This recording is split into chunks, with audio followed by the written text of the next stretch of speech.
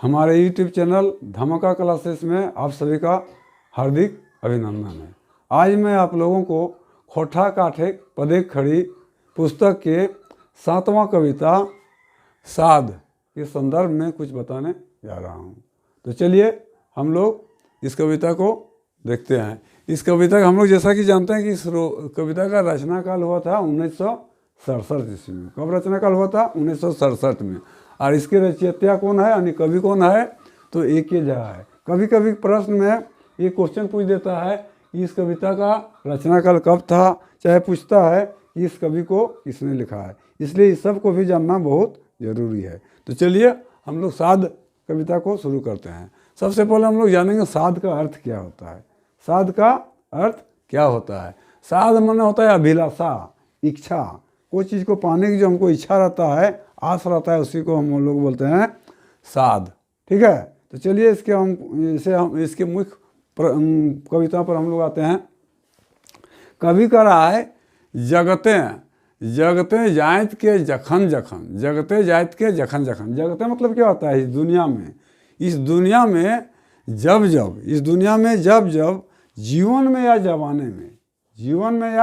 जवाने में चाहे चैन के चहट के, क्या कहता है? चाहे चैन के मतलब धोखा देके चाहे जबरन, धोखा देके चाहे जबरन। क्या होता है? बहुतों के तन में शरीर में या मन में क्या होता है कि एक चिकना सा घाव उत्पन्न कर देता है। क्या कर देता है? घाव उत्पन्न कर देता है। वही वाला कवि कह रहा है जगते जायत के जखन जखन चाहे चैन के चहट के। कह रहा है जगत में, इस दुनिया में जब क्या होता है? इस जीवन में या जवाने में धोखे से या जबरन माने जबरदस्ती, जबरन मीन्स जबरदस्ती किसी के मन में, तन में क्या होता है? क्या एक घाव उत्पन्न कर देता है। घाव में यहाँ कहने का कवि के तात्पर्य है, घाव मतलब मन में एक तरह का संदेह, डर, भय उत्पन्न हो जाता है। इसी को घाव कहा गया है। यहाँ पर घाव उत्पन्न कर देता है।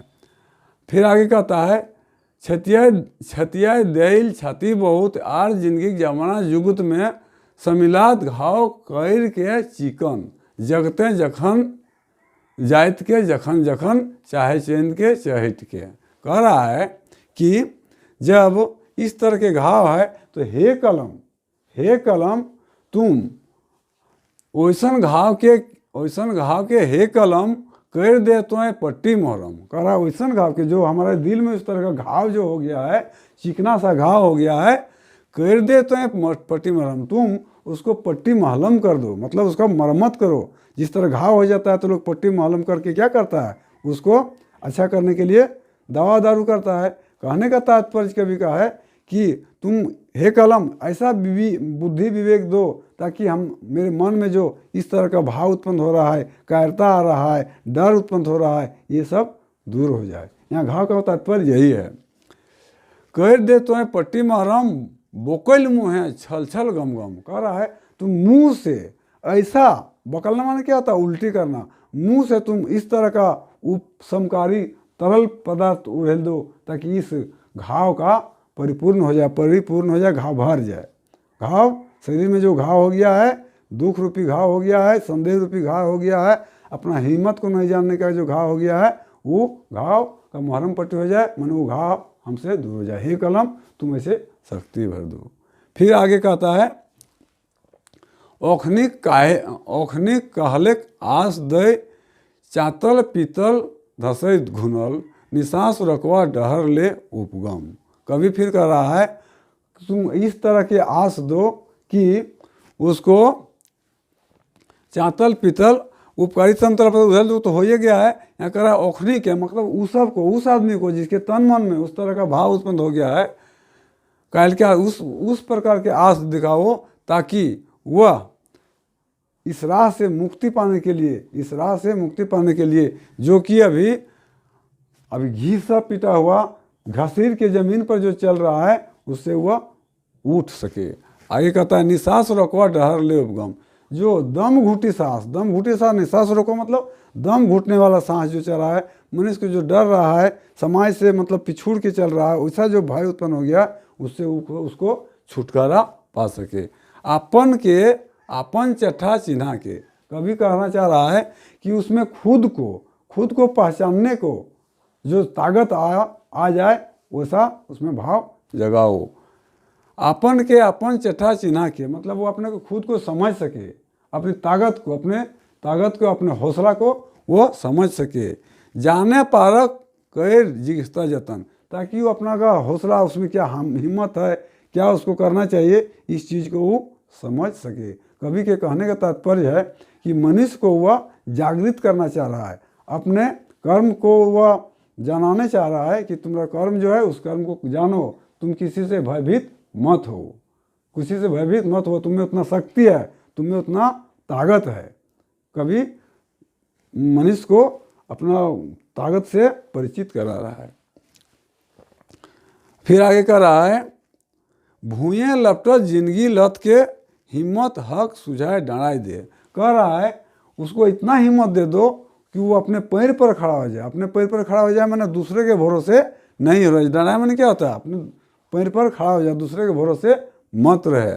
और जो उसका ज़िंदगी अभी ज़मीन में जिस तरह लपेट के चलता है, उस तरह का उसका ज़िंदगी जो अभी जीवन बसर कर रहा है, मैंने कहने का तात्पर्य है उसका ज़िंदगी सही ढंग से नहीं चल रहा है, गिरा हुआ सा वो महसूस कर रहा है। ये उसके भाव से, उसके मन से इस तरह की भावना उठ जाए। कवि के कहने का तात्पर्य यही है।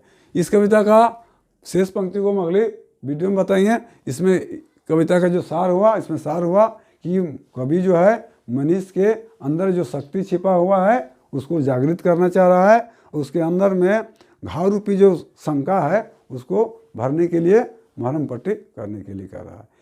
आज इतना ही रहेगा। इसके कुछ कठिन शब्द है जिसको जानना भी बहुत ज़रूरी है। तो चलिए हम लोग कठिन शब्दों को और समझते हैं थोड़ा। जायत के, मैं कहता है जायत के मतलब दबा के, चिपका के, जिसको हम लोग बोलते हैं जायत के, ठीक है। उसके बाद है चैन के मतलब क्या होता है, ठग के, धोखा देकर। चैन के मतलब धोखा देकर, ठक्कर जिसको हम लोग बोलते हैं।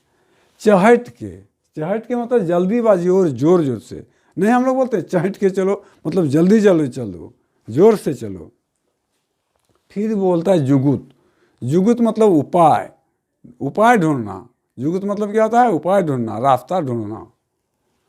बोकल मतलब होता है उल्टी करना। मुंह से जब हम लोग कुछ खा जाते हैं, मुंह से फिर उसको निकाल देते हैं, तो उसी को हम लोग बोलते हैं बोकल, यानी मुंह से निकालना। घसरल मतलब जमीन पर घिसक के चलना। जमीन पर जिस तरह बच्चा घसर के चलता है उसी को हम लोग बोलते हैं घसरल। यहाँ कभी कहना चाह रहा था कि जिस तरह बच्चा चलता है वैसे नहीं चलना है, मतलब समाज में जो हम पिछवा गए हैं, पीछे रह गए हैं, बहुत पिछड़ गए हैं, अपने ज़रूरत की चीज़ों को पूरा नहीं कर पा रहे हैं, वैसा घिसरना नहीं है। मैंने कहने का तात्पर्य है कि अपने पैर पर खड़ा होकर जो एक मनुष्य जो अभी दुनिया में उदाहरण लायक बनने का है, मतलब जो जिसका जीवन यापन अच्छा ढंग से चल रहा है, वैसा ही बनने के लिए कह रहा है। घूनल मतलब होता है कमज़ोर। घूनल मतलब क्या होता है, कमज़ोर, सड़ा हुआ। उसमें जैसे लोहा में जंग लग जाता है, लकड़ी में घून जाता है मतलब उसको छेदा कर देता है कीड़ा में, उसको उसमें ताकत नहीं रह जाता है, उसी को हम लोग बोलते हैं घूनल। फिर है उपगम माने मुक्ति दिलाना, छुटकारा दिलाना। कोई चीज़ से हमको मुक्ति जब मिल जाता है तो उसी को हम लोग खोटा बोलते हैं उपगम। चिन्हा माने क्या, लकीर। चिन्हा माने लकीर, संकेत, निशान जिसको हम लोग बोलते हैं, ठीक है। उसके बाद है डराए मतलब होता है खड़ा होना। जैसे छोटा बच्चा जब रहता है हम लोग उसको बोलते हैं डरा जाओ, मतलब खड़ा हो जाओ। यहाँ कवि के कहने का मतलब है कि अपने पैर पर खड़ा हो जाना। अपने पैर पर मतलब किसी के दूसरे के भरोसे नहीं रहने का रहा था। जिगिस्ता माने उपाय ढूंढना, खोज करना। आज इतना ही रहेगा। कविता का शेष पंक्ति जो है